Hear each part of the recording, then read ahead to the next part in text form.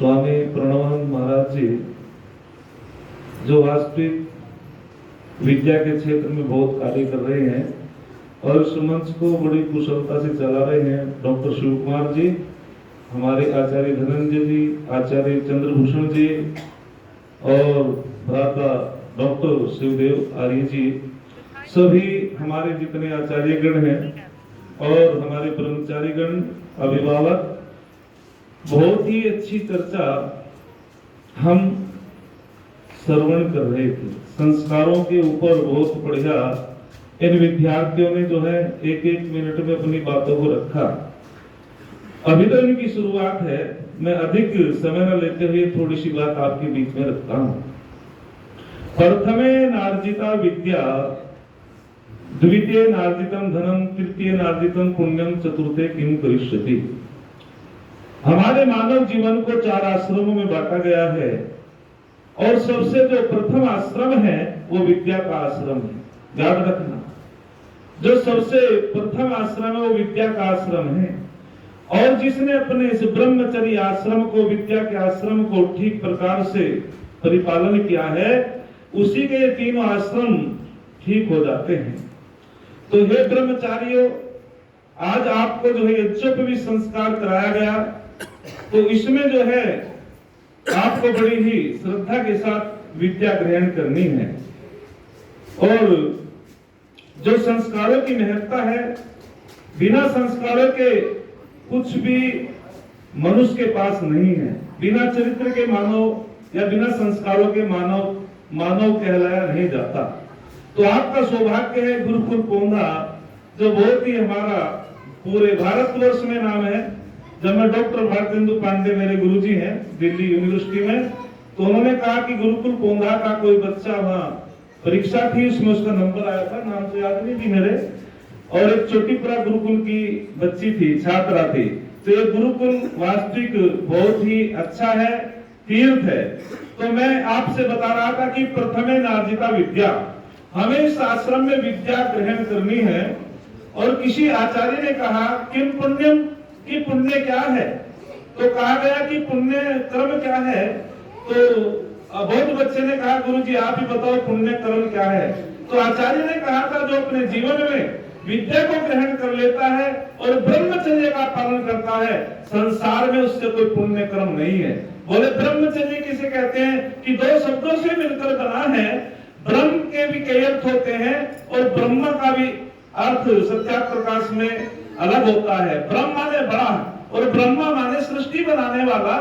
तो ब्रह्म किसे कहते हैं? जो अपने क्षेत्र में बड़ा है, अर्थात परम पिता परमात्मा अनुपम है, वो भी ब्रह्म है।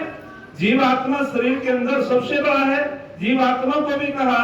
और जानों में जान सबसे बड़ा जान वेद का है, तो वेद को भी ब्रह्म कहा। अन्नों में प्राण है, अन्न को भी ब्रह्म कहा और वीर्य को भी ब्रह्म कहा।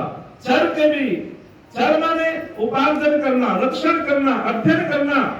तो ये जो कौन है ब्रह्मचारी? जो ब्रह्मचर्य का पालन करता है, ब्रह्म मुहूर्त में उठ करके ब्रह्म की उपासना करता हो, उसे कहते हैं ब्रह्मचारी। जो आचार्य के सानिध्य में बैठ करके ज्ञान का उपार्जन करता हो, उसे कहते हैं ब्रह्मचारी। और जो वेद का अध्ययन करता हो और अपनी शक्ति का रक्षण करता हो, उसे कहते हैं ब्रह्मचारी।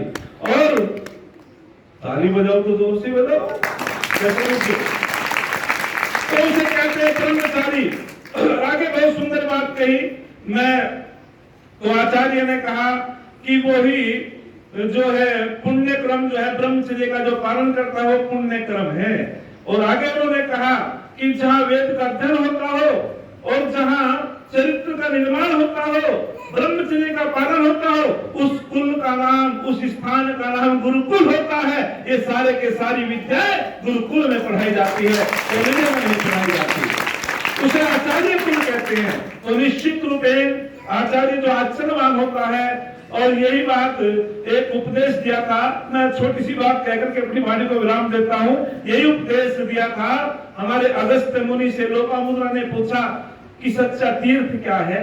हम तीर्थ को नहीं समझ पाए, तो उन्होंने कहा था कि जो सत्य का पालन करता हो, धर्म का अनुकरण करता हो, अपनी इंद्रियों को वश में रखता हो, मन को नियंत्रण में रखता हो और ब्रह्मचर्य का पालन करता हो, ये सच्चा तीर्थ है और विद्या प्राप्त कर लेता हो।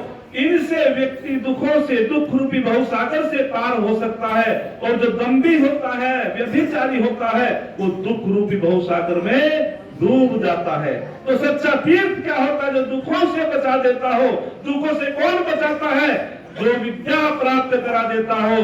तो हम सभी को इन जो आज आपका उपनयन संस्कार हुआ, आपको 2 चीज धारण कराई गई।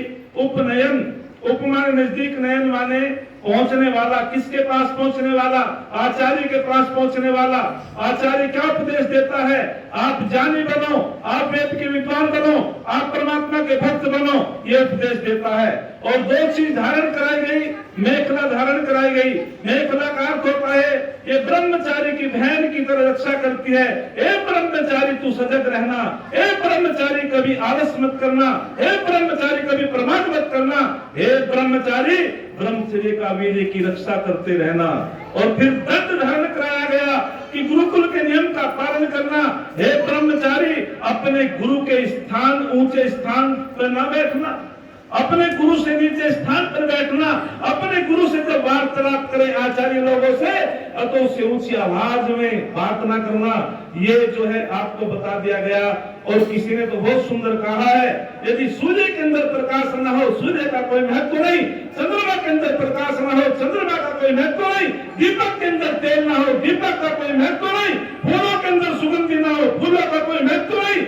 मनुष्य के अंदर संस्कार ना हो तो मनुष्य का कोई महत्व नहीं। मनुष्य के अंदर संस्कार ना हो तो मनुष्य का कोई महत्व नहीं। अरे श्रद्धा ज्ञानम लभ्यते, श्रद्धा ज्ञान देती है, नम्रता मान देती है, योग्यता स्थान देती है। यदि ये तीनों एक जगह मिल जाए तो व्यक्ति को सम्मान देती है, व्यक्ति को हर जगह सम्मान देती है। तो बहुत बहुत सुंदर, आपने गुरु जी की कृपा से थोड़ा मुझे समय मिला तो मैं भी धर्म प्रचार का कार्य करता रहता हूँ। और हमारे अनुज भ्राता हमसे बड़ा स्नेह रखते हैं। आप सभी को आशीर्वाद, आप अपने गुरु की आज्ञाओं का पालन करते रहना, आगे बढ़ते रहना। बस एक छंद कह करके मैं अपनी वाणी को विराम देता हूँ। पावक की लपटों में तप कर सोना कुंदन बन जाता है। पावक की लपटों में तप कर सोना कुंदन बन जाता है। भाव शुद्ध हो तो छोटा सा धागा रक्षा बंधन बन जाता है। संघर्षों की भक्ति में कपना छोटा कोई काम नहीं। त्याग और साधना से मानव माथे का चंदन बन जाता है। त्याग और साधना से मानव माथे का चंदन बन जाता है। तो आपको अपने जीवन में त्याग भी करना है, साधना भी करनी है, ब्रह्मचर्य का पालन भी करना है। पालन करते हैं संस्कृति की साम नहीं होने देंगे। जब तक रगों में गरम लहू की बूंद है बाकी, भारत माँ की आजादी को वीरान नहीं होने देंगे। भारत माँ की आजादी को वीरान नहीं होने देंगे। आप लोगों का बहुत बहुत धन्यवाद।